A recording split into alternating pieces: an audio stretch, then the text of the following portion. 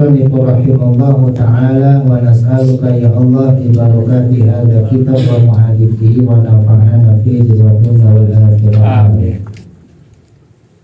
Pasal adapun perihal tayamum, yaitu jikalau ketiadaan air atau dapat penyakit yang menjadi darurat kalau kena air, maka wajib tayamum. Ganti daripada itu sembahyang atau daripada mandi wajib atau mandi sunnah. Adapun syarat tayamum, maka bermula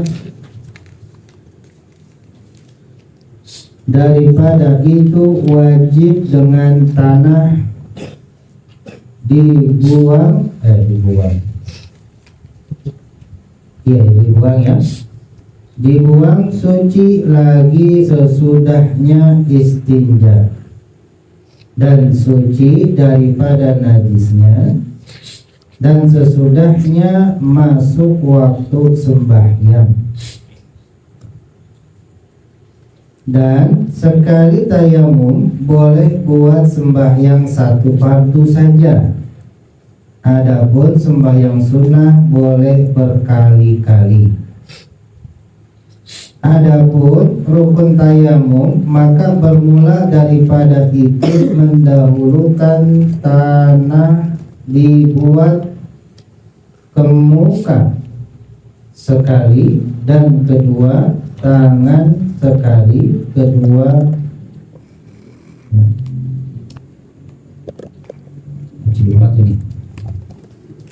sekali, kedua berniat berniat sajaku mengharuskan bersembahyang fardu dengan ini tayamum, maka adalah niat ini wajib bebareng pada meletakkan dua telapak tangan di atas di atas buat itu, dan jangan lenyap niat ini hingga menyapu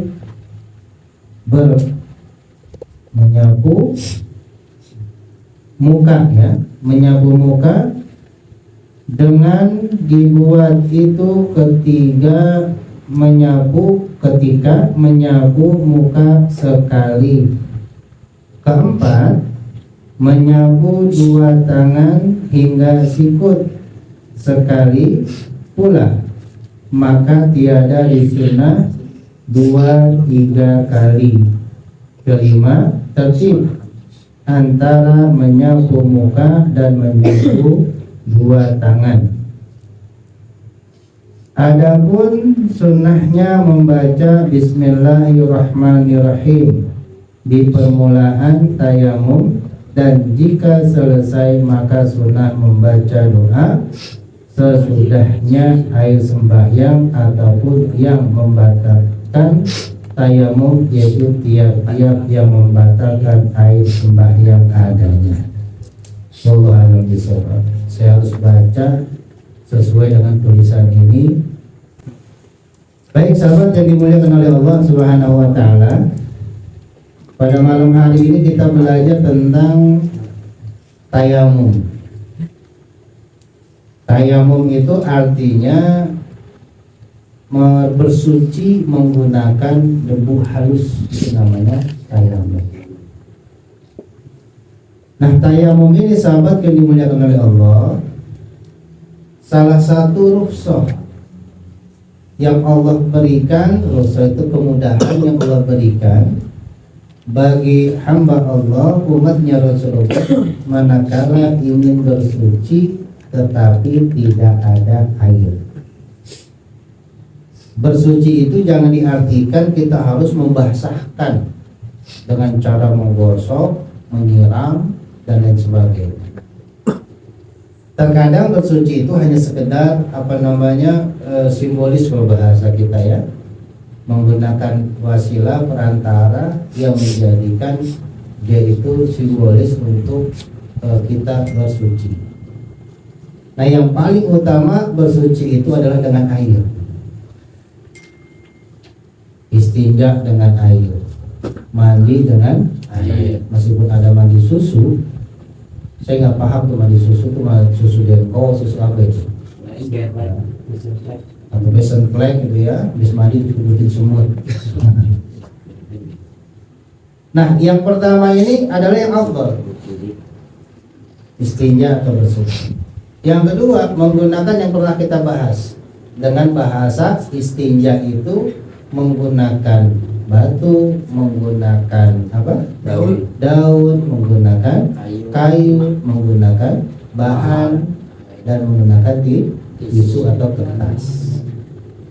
Nah, ada lagi yang ketiga untuk khusus bersuci, baik dia mau sholat atau dia itu dalam keadaan hadas besar dalam untuk bersuci. Manakala tidak ada air karena sebab kemarau panjang atau karena sebab dia dalam perjalanan yang tidak bisa menunda perjalanannya atau berhenti, seperti kita naik kereta ekspres dari Jakarta ke Surabaya dan sebagainya, yang hanya berhenti itu kurang lebih 4 jam sekali berhenti, atau bahkan 5 kali baru berhenti, 5 jam baru berhenti. Nah, di situ ada waktu sholat, umpama zuhur sampai asar. Kita tidak mau menjamak, atau menjamak takdim kah, atau menjamak takhir kah, maka kita boleh sholat di atas kendaraan. Ketika ke WC ternyata airnya habis. Ketika mencari air ke sana ke sini hanya cukup untuk diminum saja. Meskipun 1 gelas ini sahabat bisa untuk berwudu nih, kalau airnya suci mensucikan. Atau air mineral itu 1 gelas seperti itu bisa untuk berwudu, asal tahu caranya. Ya kalau langsung dituang ke muka begitu ya habis. Tapi ada caranya, biar itu cukup untuk anggota wudu yang menjadi rukun dari anggota wudu tersebut. Nah, singkat cerita nggak ada nih air.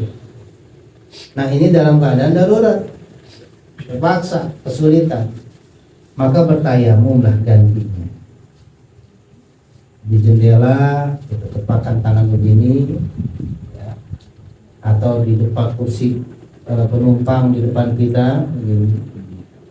Kalau sudah kita ambil di tempat itu untuk membasuh muka atau mengusap muka, jangan diam di situ lagi, pindah ke tempat yang lain.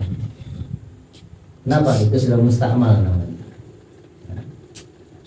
Kalau di mobil bagaimana? Bis, kalau bis biasanya 2 jam 3 jam berhenti.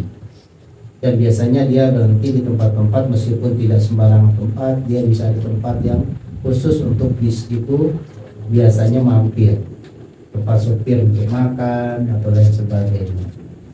Dan itu biasanya banyak airnya. Kalau juga nggak ada air, boleh tayamum. Itu dalam perjalanan, Abu ya. Bagaimana kalau di rumah? Di rumah begitu juga. Ketika musim kemarau, air itu sulit. Yang ada air itu hanya untuk kebutuhan hidup. Jaraknya bagaimana? Jaraknya 40 rumah, samping kiri kanan, depan belakang nggak ada air, baru kita tayamum. Jangan di rumah ini nggak ada air langsung kita tayamum. Padahal di rumah Kapten Lobi banyak, air berlimpah, udah kayak kolam renang. Nggak boleh. Kita masih bisa bertetangga, gitu. Kecuali kalau tetangga juga 2-3 rumah samping kiri kanan kita kering, kesononya juga kita yakin kering, nah udah kita tayamum. Nah, itu karena ketiadaan air. Atau yang kedua, karena ada penyakit yang kalau kena air maka penyakit itu tambah parah. Kayak borok gitu. Kalau pano nggak, kalau pano nggak. Ya. Kalau ada kurang kudis gitu ya. Kalau kena air, dia bernyanyi, lama sembuhnya, bahkan tambah parah. Maka jangan kita berwudu dengan air, tapi kita ganti wudu itu dengan air. Wah, lalu bagaimana kalau kita bertayamum itu yang dikatakan sunnahnya itu membaca Bismillahirrahmanirrahim itu sebelum kita melakukan tayamum. Lalu kita baca niat nawaitu tayammuma li istihbahati sholati fardhu lillahi ta'ala. Pakai bahasa Arab. Pakai bahasa Indonesia bagaimana? Saya niat bertayamum pengganti ataupun untuk sahnya sholat karena Allah Ta'ala. Maksudnya pengganti wudhu ya, agar sahnya sholat karena Allah. Coba ikuti Bismillahirrahmanirrahim. Nawaitu tayammuma li istihbahati sholati fardhu lillahi ta'ala. Nawaitu tayammuma li istihbahati sholati fardhu lillahi ta'ala. Saya niat bertayamum untuk sahnya sholat karena Allah Ta'ala. Niat tayamum begitu. Lalu yang kedua apa? Yang kedua mengambil debu menggunakan tangan, jangan pakai kaki. Menggunakan tangan. Caranya begini. Ini ada debu, ambil begini. Jangan digini itu, bubar debunya. Jangan cukup begini. Lalu apa? Angkat. Geser ke kiri boleh, geser ke kanan boleh, lalu ditipiskan begini. Jangan diginiin. Ini mustamar. Ya, digini kan. Sudah, maka yang selanjutnya adalah mengusap muka. Muka itu sama batasannya seperti kita berwudu. Caranya bagaimana? Sama seperti wudu. Kelingking, jari manis dan jari tengah. Ini. Yang kiri ke mata, yang kanan ke jidat. Seperti itu. Wajibnya atau rukunnya satu kali. Nggak perlu 2 kali, ambil lagi 3 kali, nggak perlu, 1 kali saja. Yang terpenting dirasa rata, meyakini rata debunya. Saya ulangi lagi, ambil, tuliskan, basuh mukanya. Ini. Insya Allah itu sudah rata. Yang kedua, sebelum tayamum, maaf, ini digulung seperti kita mau wudu. Yang pakai cincin, pakai jam dibuka. Biar apa? Semuanya rata. Ambil, tiriskan. Nah, tangan hati-hati. Ini yang kadang salah. Begini. Nah, bukan. Gini, tiriskan. Perhatikan telapak tangan yang bagian atas adanya sebelah segini. Ya. Turun ke bawah sampai sikut. Ini jangan bergerak nih posisinya. Tangan yang kanan turunkan ke bawah. Jempol nggak boleh nempel, naik ke atas sampai pergelangan. Jempol saja yang ke jempol. Kiri sama begitu juga.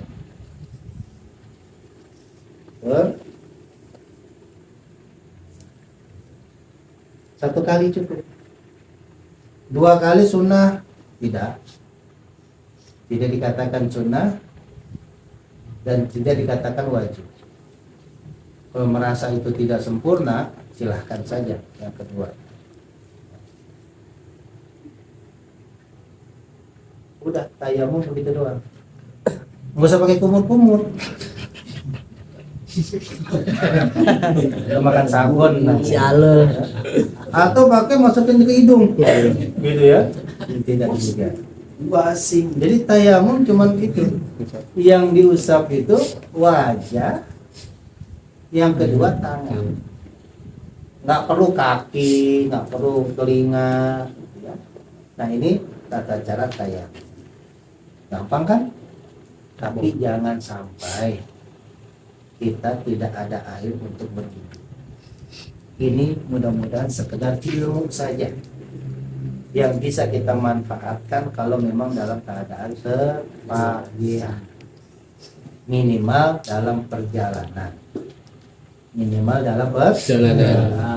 jangan sampai kita tayamum gara-gara ada penyakit atau kita tayamum gara-gara nggak ada air. Maka kita mohon pada Allah agar kita tidak pernah kekurangan air untuk kesempurnaan beribadah pada Allah Subhanahu. Dan yang terakhir, yang membatalkan tayamum sama dengan yang membatalkan wudhu. Kalau wudhu batal itu karena kentut, tayamum kentut juga batal. Kalau wudhu itu bersentuhan kulit antara laki dan perempuan yang ghairu mahram, yang sudah saling dewasa, batal, tayamum juga demikian. Ya. Atau keluar ya dari kubul atau dubur, air kencing, tetes, lagi nahan kebelet, netes atau tetes, wudhu batal. Tayamum begitu juga, ketika sahabat sudah tayamum mau sholat, kebelet air pipis satu tetes keluar, juga batal. Intinya apa yang terjadi kepada wudhu yang menyebabkan batal, maka di tayamum pun juga sama. Yang membedakannya adalah apa? Kalau tayamum hanya untuk satu sholat fardu, kalau wudhu boleh berkali-kali dengan satu kali wudhu sholat fardu. Bahkan diriwayatkan Syekh Abdul Qadir Jalani itu ya 40 hari wudhu dengan satu kali wudhu. Jadi nggak tidur, nggak gerak, nggak kencing. Diriwayatkan beliau itu ya pada Rasulullah alaihi wasallam, beliau itu satu kali wudhu pernah sampai 40 hari. Kalau 40 hari berapa kali sholat? 200 sholat ya, 200 kali sholat. Kalau satu hari 5 ya, itu Masya Allah cuma dengan satu kali dan nggak pernah tidur. Lain makom.